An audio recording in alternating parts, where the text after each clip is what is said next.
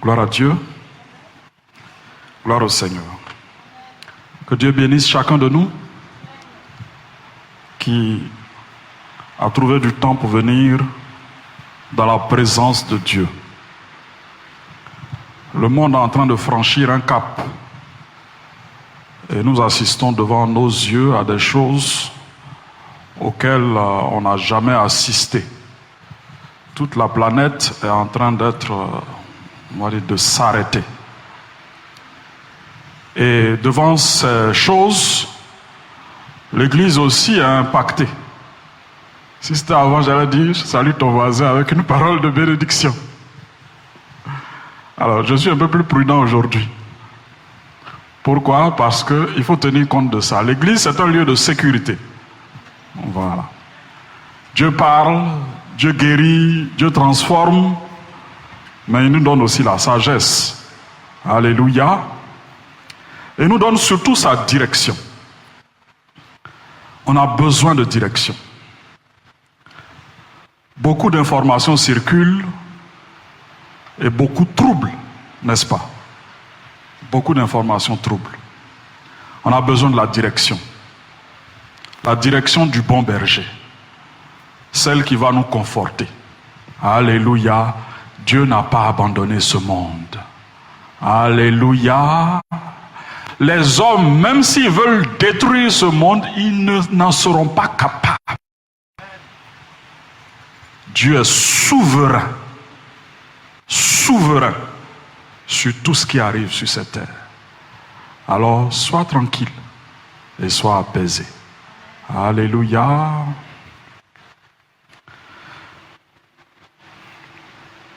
Quand un homme désire se rendre dans un endroit qu'il ne connaît pas, il a besoin de quoi? Il a besoin de quelque chose qui le conduit. Il a besoin d'une carte, il a besoin d'un plan.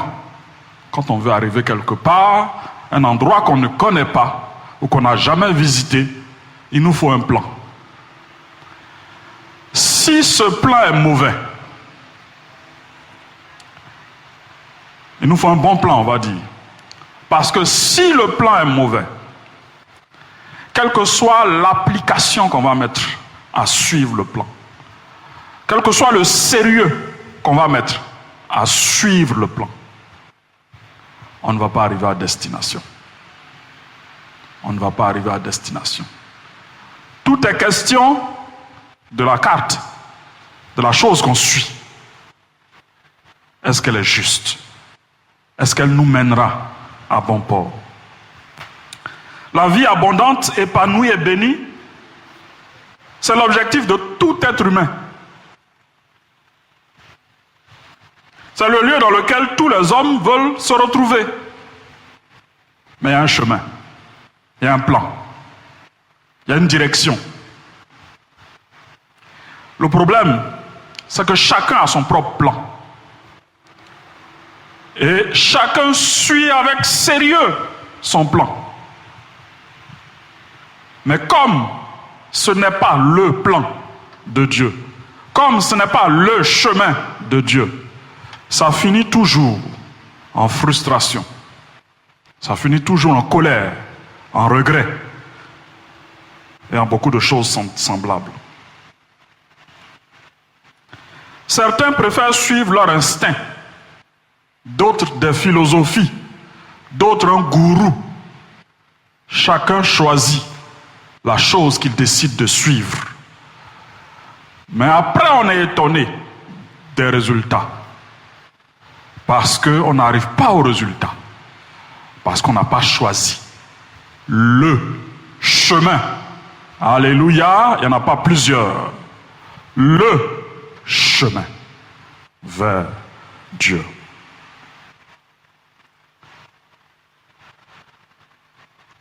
Alléluia. Aujourd'hui, nous avons des technologies d'une grande fiabilité pour nous conduire à des endroits. Alléluia. On connaît le GPS.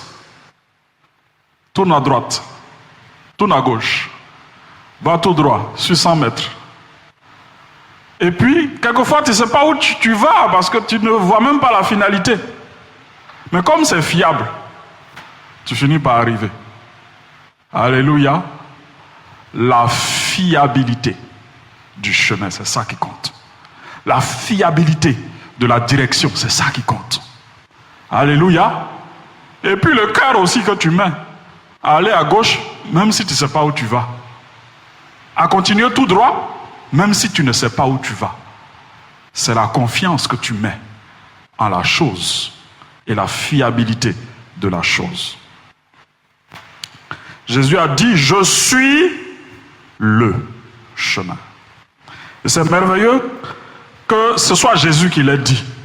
Sinon, on va dire, ce sont les hommes qui ont inventé. C'est lui-même qui a dit.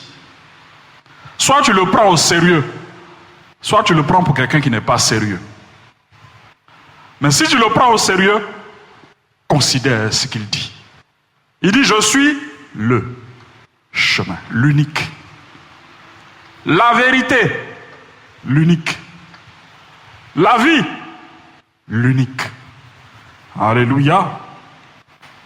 C'est une autre façon de dire, je suis le bon berger. C'est moi qui suis le chemin. C'est moi qui montre le chemin. Et tous qui sommes ici, nous avons décidé que Jésus soit notre berger. Alléluia. Et dans la vie abondante qu'il promet, il y a sa direction dedans. Si tu suis son chemin, il y a la vie abondante. Mais si tu ne suis pas son chemin, tu vas errer. Nous poursuivons notre série sur Jésus le bon berger. Notre sujet du jour, c'est la direction divine. La direction divine. Et nous prenons le psaume 23, verset 3. Je vais le lire dans deux versions.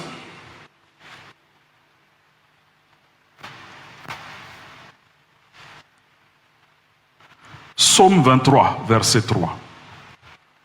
Nous avons lu le verset 2. Nous sommes au verset 3. Je lis la version Nouvelle édition de Genève et je vais lire la version Semeur. Il restaure mon âme. Il me conduit dans les sentiers de la justice. Je veux vous entendre prononcer ce mot. C'est un mot-clé. Il me conduit dans les sentiers de la justice à cause de son nom.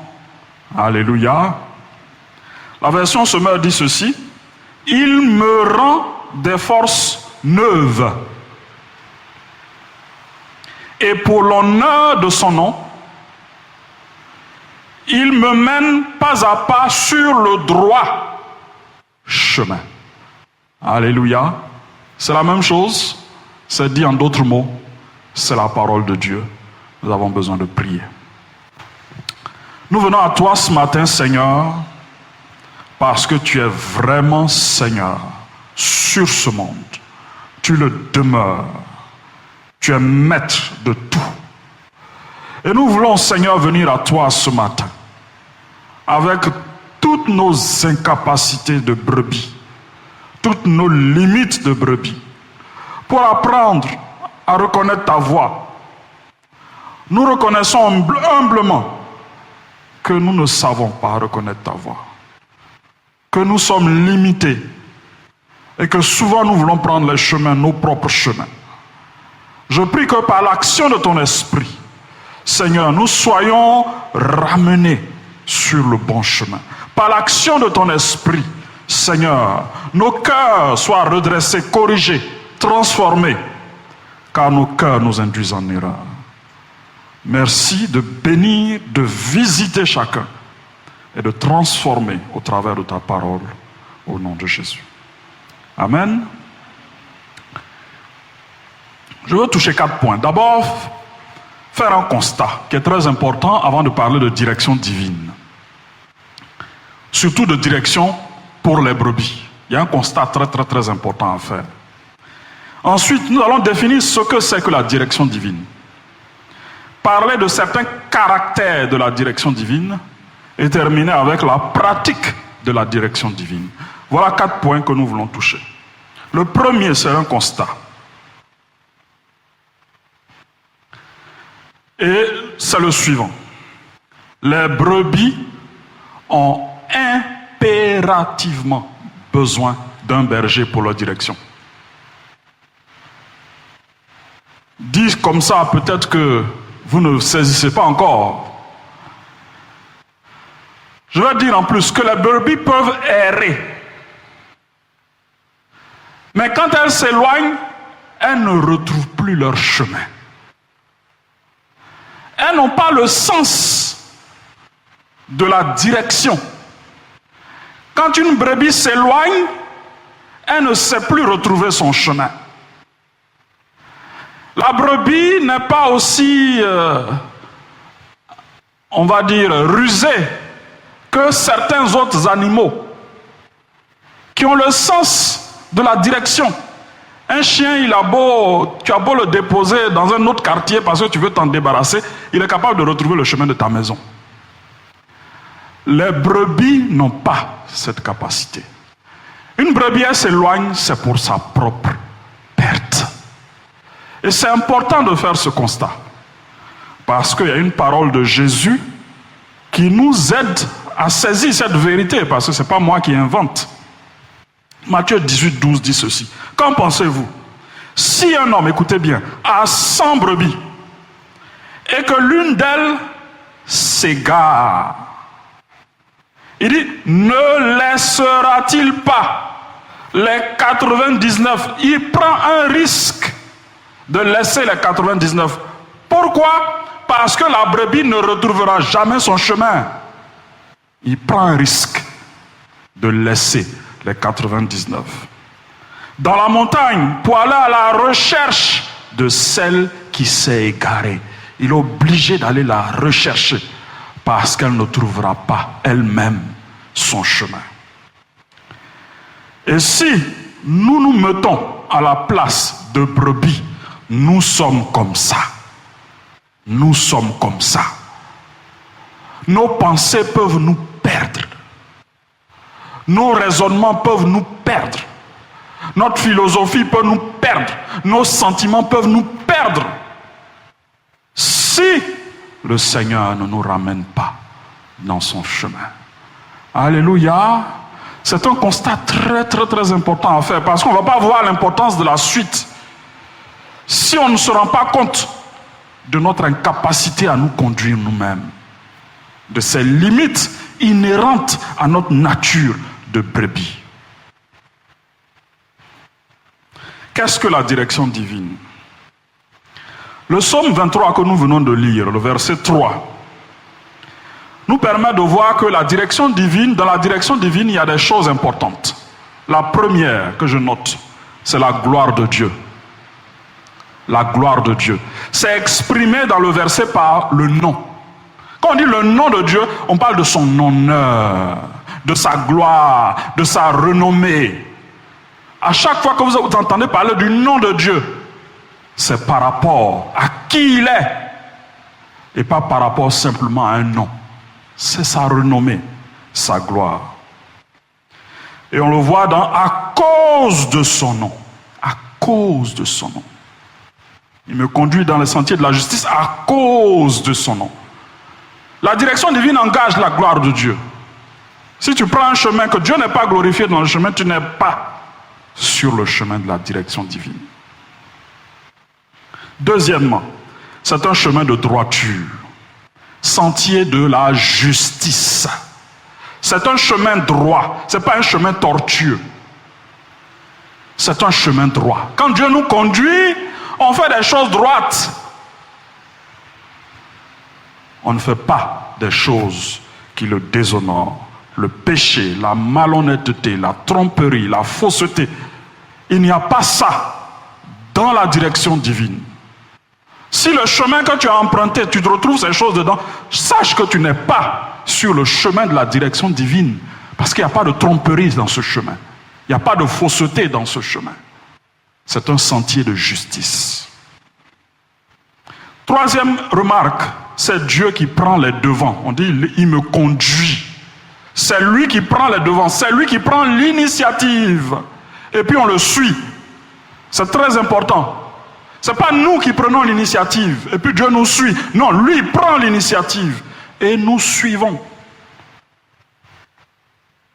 Et enfin, la direction divine suppose un préalable de renouvellement. Le verset commence par « Tu restaures mon âme ». Il y a un préalable.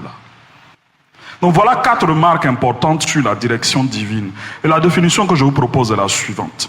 La direction divine est l'action par laquelle Dieu conduit son peuple à marcher dans des chemins droits et à glorifier son nom.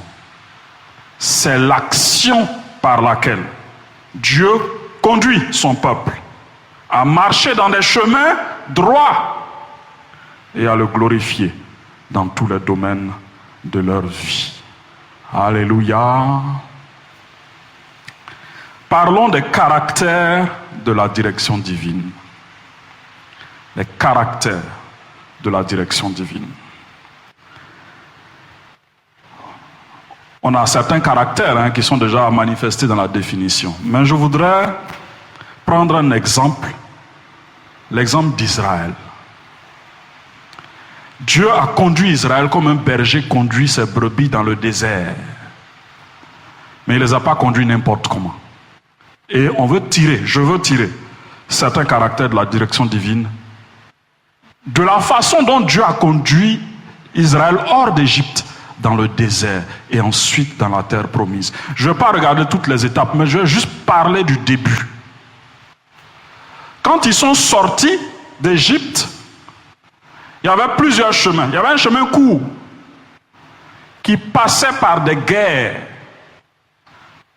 Mais le peuple n'étant pas préparé, Dieu a choisi un autre chemin. Ça nous donne des signes sur la direction divine. Dieu ne va jamais te conduire à un endroit où tu n'es pas préparé, que tu n'es pas préparé à suivre. Alléluia. Deuxième chose que Dieu a fait. Il a conduit Israël au mont Sinaï. C'est-à-dire, dès qu'ils sont sortis de l'Égypte, ils sont arrivés au mont Sinaï. Et au mont Sinaï, ils ont passé près d'1 année. Ça veut dire quoi? Dans la direction divine, on décide. Et c'est lui qui décide de la durée de chaque étape. Israël pouvait dire, mais Moïse, c'est c'est pour venir regarder les montagnes pendant 1 année. C'est ça que tu nous as appelés? Non. Il devait écouter et se laisser instruire. Parce que cette année passée au pied du mont Sinaï, c'était pour connaître Dieu. Et c'est un aspect très important à ne pas négliger dans la direction divine. Tu dois connaître Dieu. Sinon, tu vas beaucoup te tromper. Beaucoup te tromper. Et quand je dis connaître Dieu de façon profonde, je ne dis pas être chrétien depuis 20 ans. Je ne suis pas en train de parler de ça. Tu peux être chrétien depuis 20 ans et ne pas avoir de connaissance profonde de Dieu. C'est très important, la connaissance et la connaissance profonde de Dieu. Donc, il les a conduits pendant 1 année à rester au pied du mont Sinaï. Et puis, il leur a donné une colonne de nuée et de feu pour les conduire le jour et la nuit. Alléluia. La colonne, c'est Jésus. Alléluia. L'étape rappelle l'importance, l'étape du mont Sinaï, rappelle l'importance de la connaissance de Dieu. Si tu es un nouveau chrétien, fais attention pour être le premier à avoir trop de grandes révélations, parce que tu dois toi-même t'enraciner avant de prétendre maîtriser le sujet de la direction divine. Tu dois t'enraciner. Alléluia. Et le choix fort que Dieu a fait en leur évitant la guerre, c'est pour rappeler que Dieu ne nous conduit pas dans des chemins que nous ne pouvons pas supporter. Alléluia. Si tu es dans ce chemin, c'est que tu peux supporter. Alléluia. Peut-être que tu ne sais pas supporter. Mais Dieu va t'aider à supporter, à traverser, à être victorieux. Alléluia. Je termine avec la pratique de la direction divine. Parce que tout ça, ça fait théorie. Allons-y dans la pratique. La connaissance profonde de Dieu compte dans la direction divine. Je l'ai déjà dit, mais je reviens dessus. Et je vais donner un exemple. Quand tu es un nouveau chrétien et que tu ne connais pas certaines choses, tu peux prendre des chemins et penser que c'est le chemin de Dieu. Mais tu te méprends parce que tu ne connais pas Dieu profondément. C'est un exemple extrême. Hein? C'est une jeune fille, jeune chrétienne, qui a fait des histoires palabres avec quelqu'un. Et elle cherchait un moment pour aller se défouler en injures sur cette personne. Et elle a décidé de jeûner et de prier pour réussir l'opération. Vous riez, mais elle était vraiment sincère. Elle pensait que c'était le chemin. Mais qu'est-ce qui a fait la différence? Manque de connaissance profonde de Dieu. Tu viens d'arriver dans la maison de Dieu, tu ne t'es pas enraciné. Et tu penses que c'est Dieu qui te conduit à jeûner, à prier. Parce que l'affaire là, non, il ne faut pas laisser ça passer. Il faut jeûner, prier pour donner encore plus d'intensité, de poids à ce que tu vas faire. Attention à ce genre de chemin. Je ne sais pas si dans ton cœur, ça a déjà traversé ton cœur. Un frère t'a fait tellement t'as tellement fâché que ça, il faut que je revienne à la charge. Et pour bien revenir, je vais préparer ça dans la prière. Attention.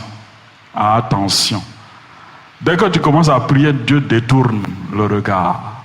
Parce que lui, il te conduit dans des sentiers droits. Sentiers de justice. Pas sentiers de haine. C'est sentiers d'amour. Sentiers de pardon. Pas sentiers de vengeance. Alléluia. La deuxième chose. La direction divine reçue personnellement. Je dis direction divine, c'est Dieu qui initie, c'est Dieu qui prend les devants. La direction divine reçue personnellement doit être confirmée. Alléluia. La direction divine n'est pas complètement subjective. Si je dis que Dieu m'a parlé, ça doit se confirmer, premièrement dans sa parole. Dans sa parole. Est-ce que sa parole me donne la liberté de faire ça?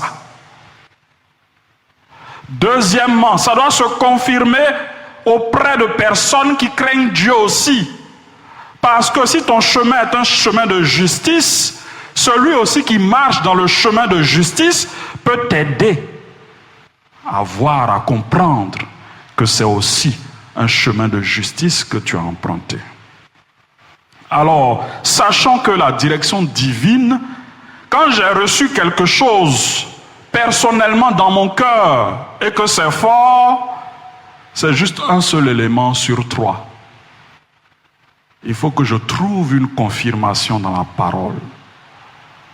Il faut que je trouve une confirmation sans en dépendre, parce que là aussi il faut être prudent. Parce que je peux aller vers un bien-aimé, je vois c'est un ancien dans la foi, et puis je lui dis, bon, voilà tel problème j'ai, est-ce que tu peux m'aider? On me dit de passer par tel chemin là qui n'est pas trop droit, bon je ne sais pas trop. Et puis la personne te dit, mais fais, de toute façon tout le monde fait ça ici, hein. Fais. Donc c'est pourquoi j'ai dit, il faut faire attention de ne pas dépendre de ce genre de chemin. Alléluia. Donc, la direction divine, il y a ce que je reçois personnellement, ça doit être confirmé par la parole, ça doit être confirmé par des personnes qui craignent Dieu. J'ai dit des personnes.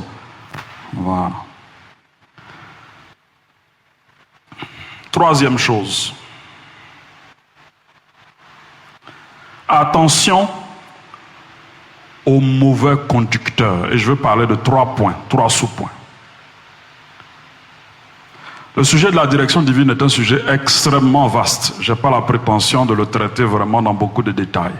Mais je veux toucher à l'actualité. Il y a 3 choses qui peuvent mal nous conduire. Si on ne veut pas laisser Jésus nous conduire et qu'on veut laisser cette chose nous conduire, elle va nous entraîner loin. La peur est un mauvais conducteur. Alléluia, la peur. Et voilà la chose qui nous est vendue avec cette histoire de virus. Il faut faire attention. Je l'ai dit au départ, c'est Dieu qui dirige ce monde. Il est souverain. Même si les hommes ont des instruments pour détruire toute la terre, ils n'y arriveront pas. C'est Dieu qui va détruire au moment où il a décidé de détruire. Les hommes ne pourront pas détruire avant lui. Il contrôle toutes choses. Faisons attention. Quand nous portons plus de foi à un message transféré sur WhatsApp qu'en notre Bible, parce que moi-même j'ai découvert beaucoup de choses qui peuvent troubler et qui sont même pas vraies. Il suffit de regarder, de fouiller un peu et vous découvrez que ce n'est pas vrai. Je veux donner des exemples parce que c'est l'actualité et il faut que vous, en tant que chrétiens, vos cœurs soient tranquillisés. Alléluia. Il y a une théorie qui circule qui dit que c'est une arme et puis c'est redoutable. Et puis les gens n'ont pas réussi à contrôler ça, c'est allé dans tous les sens. Bon, moi je crois à une chose, que Dieu contrôle le monde. Alléluia. Même si les hommes font des erreurs, Dieu contrôle le monde.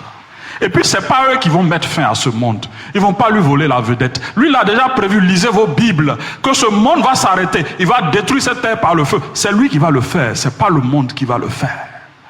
C'est lui qui va réussir à faire cela. Alors faites attention quand vous mettez votre foi dans ces choses. Parce qu'il suffit de faire quelques petites recherches et vous découvrez que ce sont des informations fausses. Il y a quelqu'un même qui a produit un article pour dire qu'en faisant quelques gargarismes avec du sel et autres, et puis il met le nom d'un scientifique chinois qui a travaillé sur un autre virus. Une petite recherche prouve que la méthode de gargarisme, c'est même pas celle dont le médecin a utilisé. Donc quand vous portez foi dans un petit message qu'on vous envoie, vous mettez toute votre confiance dedans, ça peut produire des ravages. Ça peut produire des ravages. Et je l'ai déjà dit ici, Internet c'est bon. C'est une bonne invention. Je peux être ici, travailler sur l'œuvre de Dieu et puis collaborer avec d'autres personnes qui sont loin du pays. C'est une bonne chose. Mais attention, il y a quelque chose de diabolique dedans. La chose de diabolique, c'est qu'on donne le pouvoir à tout le monde. Même aux personnes qui ont envie de faire une blague pour rire. Ils créent une petite histoire, pour lui c'est une blague pour rire. Ça envoie transférer. Tout le monde met sa foi dedans et ça crée une psychose. Faisons attention. C'est pas Internet qui est ta Bible. Crois en ta Bible qui dit que Dieu est souverain. Alléluia. Il est souverain. C'est vrai que le monde a atteint une chose sans précédent. C'est sans précédent ce que nous vivons aujourd'hui. Mais ce n'est pas parce que c'est sans précédent que ça échappe au contrôle de Dieu. Ça n'échappe pas au contrôle de Dieu. Et toi, enfant de Dieu, tu dois avoir le cœur tranquille et ne pas mettre ta foi dans toutes ces théories qui circulent. Alléluia. Ton Dieu est au contrôle. Alléluia. Et rien ne lui échappe. Le diable qui dirige ce monde-là, quand il est devant Jésus, Jésus souffle comme ça. Et puis il ne peut plus rien faire. C'est Jésus qui est aux commandes. Prends Apocalypse si tu es troublé. Si tu penses que tu viens entendre Apocalypse, prends Apocalypse. Dans Apocalypse, Jésus juge son église. C'est un livre de jugement. Hein? Jésus juge son église. Ça commence par les 7 lettres aux 7 églises. Mais c'est des lettres de jugement parce que l'Apocalypse c'est un livre de jugement. Mais il commence son jugement par l'église. Jugement, ça veut dire quoi? Nettoyer l'église. Enlever ce qui n'est pas pur dans l'église. Maintenant, après l'église est enlevée, et c'est après que les ravages ont lieu sur la terre. Alléluia. Voilà. La période qu'on appelle grande tribulation, nous on sera au beurre au ciel, en train de fêter les noces de l'agneau, pendant que les hommes seront en train de souffrir sur cette terre. C'est pas avec plaisir que je le dis, mais c'est la vérité de la parole de Dieu. Tu n'es pas à la fin du monde. Alléluia. Tu n'es pas à la fin du monde. Parce qu'avant cette fin, tu vas être enlevé vers Jésus. Et puis Dieu va régler le compte de la terre. Le diable va régler son compte. Les hommes, il va régler leur compte. Et quand il va régler leur compte, il revient avec l'église pour régner sur la terre pendant 1000 ans. Et la terre va découvrir un règne qu'elle n'a jamais connu. Le règne du prince de paix. Alléluia. Où on dit le lion et l'agneau seront ensemble. Alléluia. C'est la parole qui le dit. Ta foi doit être dans ces choses, plutôt que de laisser ton cœur être troublé par beaucoup de choses. Deuxième chose, le hasard est un mauvais directeur. Le hasard est un mauvais directeur. La direction divine, ce n'est pas jouer à pile ou face. Frère, ce n'est pas jouer à pile ou face. Alléluia. La soeur là, c'est ma fiancée ou non? Ok. Sors la pièce, on lance en l'air pile ou face. Pile, c'est ma fiancée. Face, ce n'est pas ma fiancée. Et puis on se laisse diriger par des pièces de monnaie. C'est déplorable. Les apôtres ont fait ça. Hein?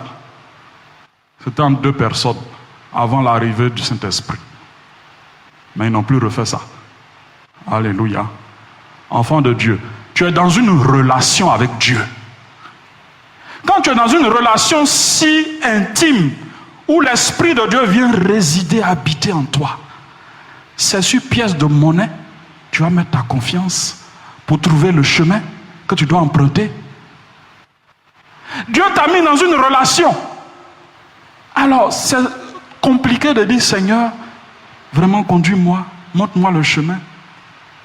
Tu veux des choses palpables. Vous savez, faisons attention aux signes. Dieu a donné beaucoup de signes dans l'Ancien Testament. Mais dans le Nouveau Testament, quand les apôtres doivent être envoyés, c'est le Saint-Esprit qui dit, mettez-moi à part. Alléluia. Il parle dans son église et il parle aussi en toi. Fais attention. Fais attention.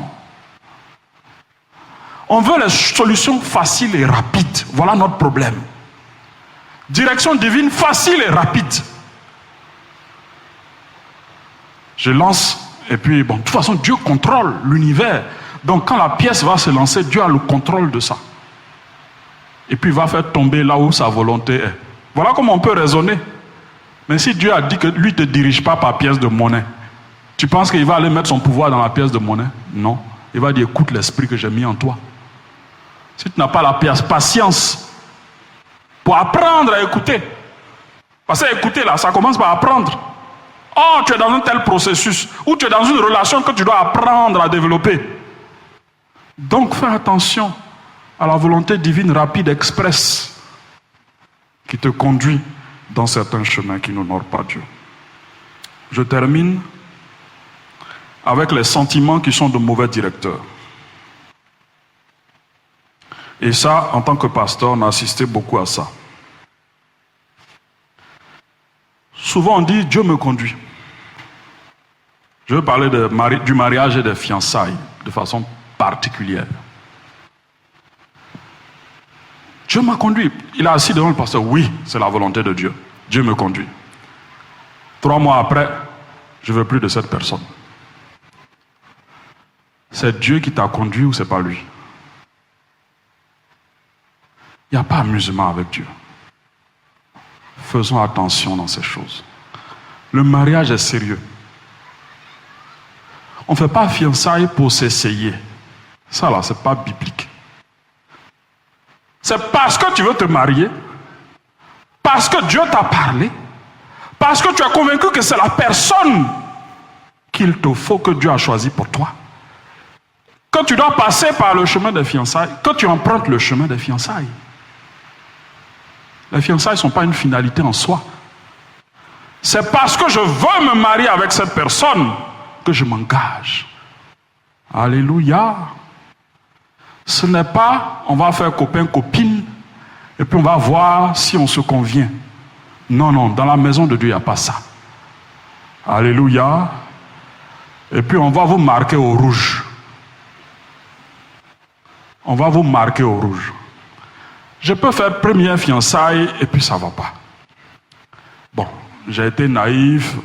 Deuxième, ça ne va pas. Troisième, aïe, on va te marquer au rouge. On va te marquer au rouge. Parce que ton dossier, là, on va examiner ça vraiment. Parce que tu es devenu quelqu'un qui est sensible ou bizarre. Attention. Tu t'engages dans les fiançailles parce que tu as compris que c'est la personne avec qui Dieu veut que tu te maries. On est des hommes, on peut se tromper. Mais faisons attention à 2, 3, 4, 5, 6 erreurs. Une erreur suffit. Prochainement, je vais bien prier. Je vais être bien sûr de la volonté de Dieu avant de m'engager. Faisons attention. Parce que on joue avec ça, mais on joue aussi avec le cœur des gens. Faisons attention. Dans la maison de Dieu, on n'a pas le droit de jouer avec le cœur de nos frères, de nos sœurs. On n'a pas ce droit. C'est le peuple acquis chèrement par le Seigneur. Donc, même si je me suis trompé, je vais vraiment respecter la personne et puis montrer que je respecte la personne et que je respecte Dieu aussi. Le faire vraiment dans une attitude d'humilité. Pas dans bon, toi là, c'est fini, hein, je ne veux plus de toi. Attention à ce genre de comportement dans la maison de Dieu. Alléluia. Ce ne sont pas tes sentiments qui doivent te conduire, c'est Dieu. Tu dois le laisser te conduire et ne pas te fier à tes sentiments. Parce que tes sentiments, là, ça va dans tous les sens. Ce ne sont pas tes sentiments qui sont la vérité. Tu dois découvrir au travers de tes sentiments quelque chose de plus grand que tes sentiments. Alléluia. Parce que quand tu dois te marier avec quelqu'un, Dieu met l'amour de cette personne dans ton cœur. Ça veut dire quoi? Ça veut dire que là, tu découvres les défauts de la personne, mais tu dis c'est elle. Les défauts s'empilent, tu dis c'est elle. Alléluia. C'est comme ça, le chemin de la direction divine. On va se tenir debout et terminer.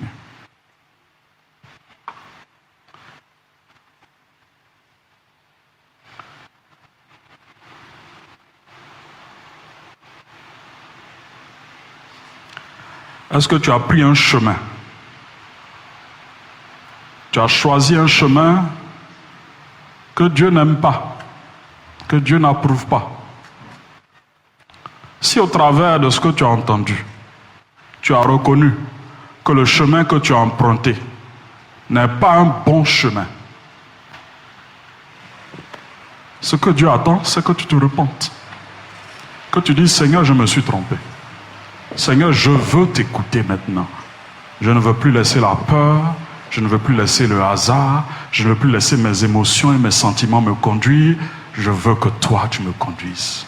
Je ne sais pas trouver mon chemin. Apprends-moi. Montre-moi le chemin.